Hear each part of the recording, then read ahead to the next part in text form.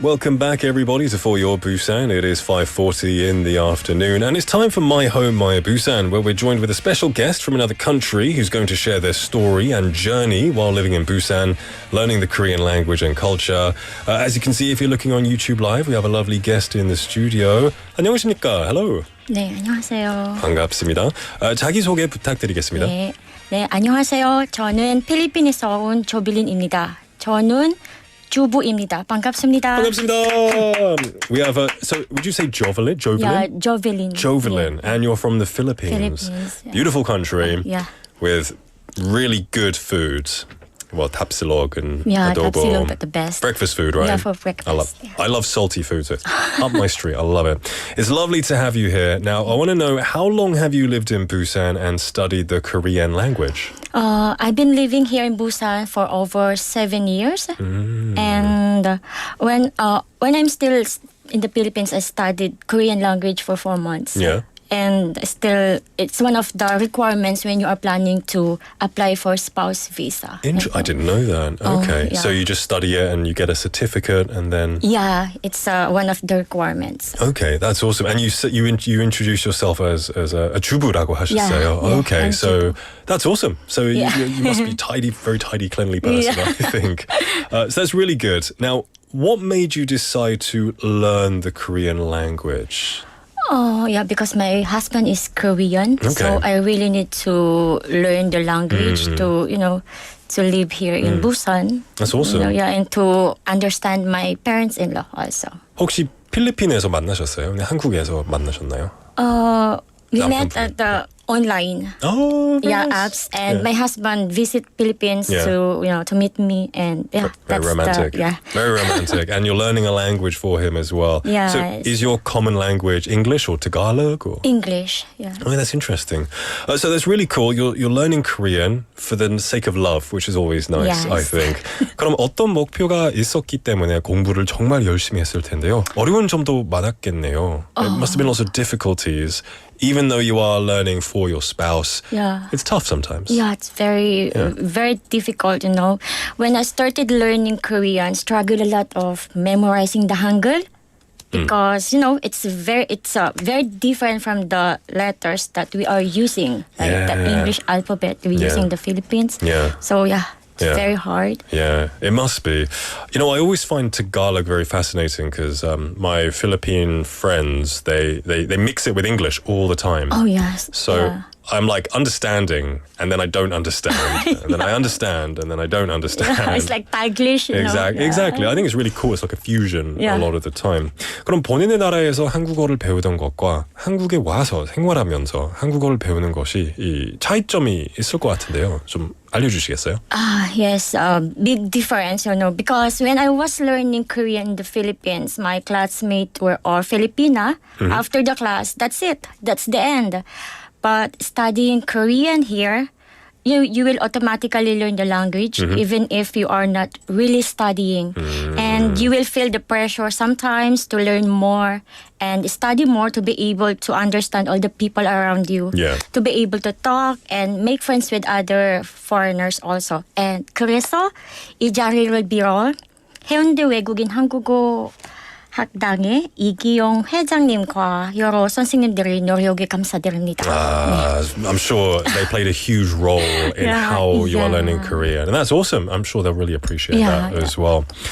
So it's quite interesting when you do come and learn a language. I do agree with you that if you're learning in your hometown, when the class finishes, 이 수업이 끝나면 그게 다잖아요. You stop. But in Korea, you have to live the language as well.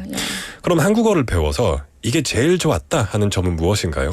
To talk also with foreigners who don't know how to speak in English, but they know how to speak in Korean. That's the fun part. Okay. So it's kind of like for survival. So you can communicate and get along with each other. You have the choice, Yeah, exactly. So you're learning, you're in a Korean class right now. Yeah. What would you say for you is the most interesting part? Like writing, listening, speaking? In my 7 years here in Busan, now most interesting part is speaking because for the first years, I just keep on practicing the writing, reading, and studying the grammar.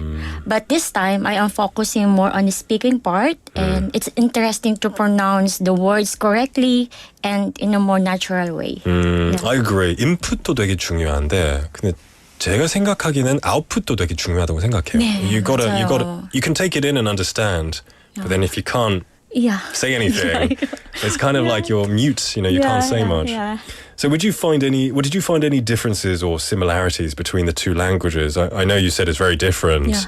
What would you say are some of the similarities and some of the differences? The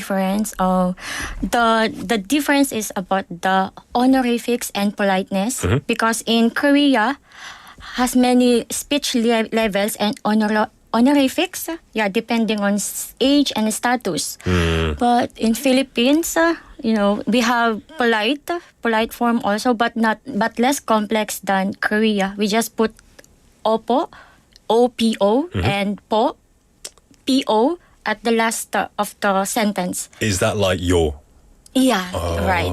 Yeah. Can you give me an example? Like if, say you were talking to your mother-in-law in Tagalog, what would you, and you said like, did you eat dinner today? How would you say that? Kumain ka na po. The po, like. But if it was to a friend, you would take off the po. Interesting. So it has some similarities. Yes. Then what other things are there? More similarities are the use of particles and sentence markers. Because in Korea you use the iga for subject and ulrul for object, un는 for topic, etc. And in Philippines we use the ang, ang for subject, and nang for object, sa, for location or indirect object, etc. 생각보다 되게 비슷한 점이 되게 많은 것 같아요.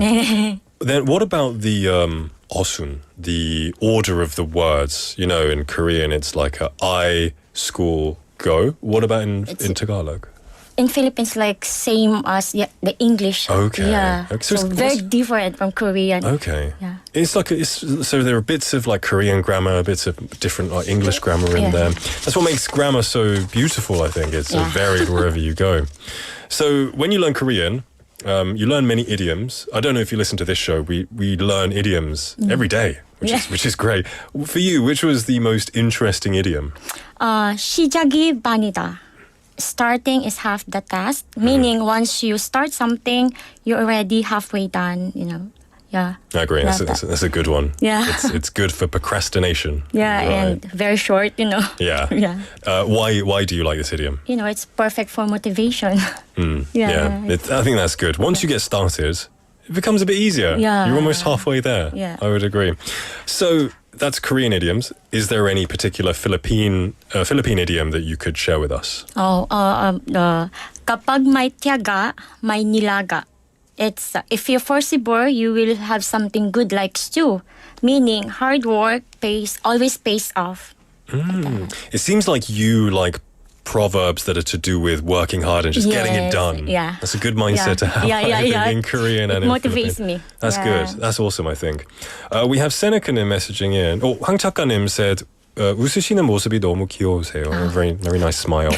세네카님 also saying, 저도 영어 공부 입장인데 언어 공부하는 이야기 들으니 공감되고 좋아요. 여러 언어 구사하시는 거 멋져요. So yeah, it's very motivational. She can feel a lot of things with you when learning another language. How many languages do you speak then? Tagalog, the Philippine Mugugo, and English, and the Korean a little bit. And we also have in the Philippines we have different dialect also, like Waray. Okay. Do you speak that dialect? Yeah. Oh. Can people from, say, Manila, the capital, understand dialect? Really? Yeah. So it's not different, very different in Tagalog. Yeah. So it's not like where, Busan and Seoul, where it's different, but you can understand each other. It's like ununderstandable. Yeah. That's very interesting to know. Okay, now let's talk about some culture. What did you find the most different between Korean and Filipino culture? About birthdays, celebrating birthdays, because in the Philippines, birthday is very important. We prepare lots of food, celebrate it with our family, relatives, friends, and neighborhood. But in Korea, just eating myeokguk in the morning and some cakes are just enough. Yeah. So do you feel a little bit if your husband doesn't throw you a big party, you're like, some honey. At first, but now, I used to it. Yeah. Okay. I've been to, I think I know of maybe 2 Filipino restaurants in Busan. And the one I went to, there was another table. They looked like they were having a lot of fun. They were very loud. They were singing lots of like norebang songs just while eating. And it seemed like that's the norm. They just to blow off some steam, have a good time with friends, just sing and have a big party just on a Tuesday night kind of thing. That's awesome. That's really cool. So you said birthdays are important in the Philippines. What about living arrangements? Because in Korea, it is common for adult children to move out after the marriage or for work, though. Some still live with parents, but in the Philippines, many adult children live with their parents until they marry. And sometimes even after. It's very common to have extended families living under one roof, sometimes living with relatives, and is also a common thing in the Philippines. That's interesting.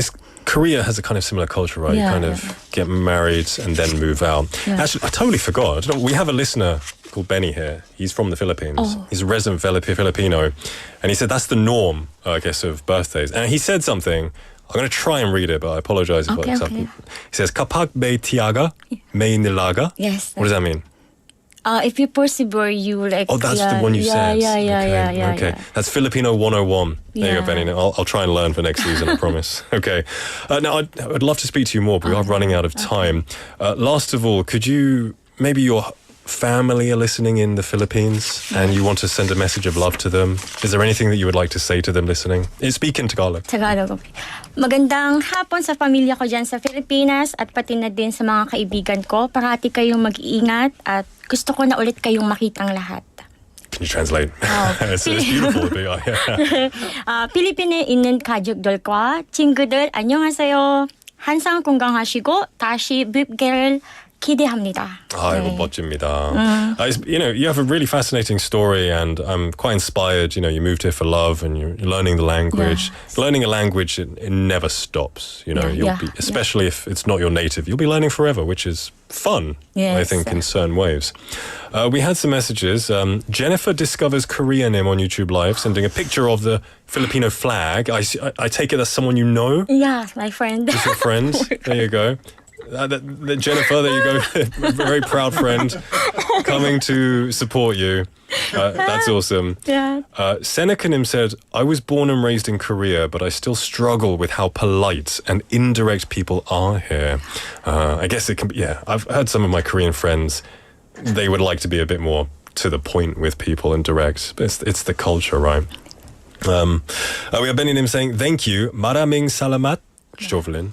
They said that. Okay. I feel like I'm learning a new language right here as well.